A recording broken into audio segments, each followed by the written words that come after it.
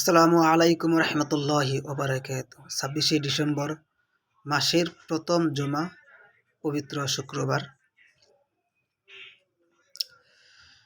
আল্লাহ তাআলা আমাদের সকলকে যেন এই নতুন বছরের নেক হায়াত দান করেন।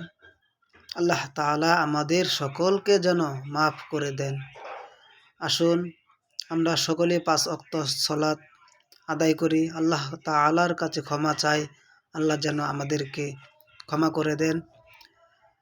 আমরা কত গুনাহ করি, কত পাপ করি, আল্লাহ তাআলা কাছে ক্ষমা চাই। আল্লাহ তাআলা যেন এই নতুন বছরে কোনো পাপ কাজ যেন না করি। আল্লাহ তাআলা আমাদের সকলকে যেন মাফ করে দেন। এই নতুন বছরের উদ্যোগে আমরা সকলে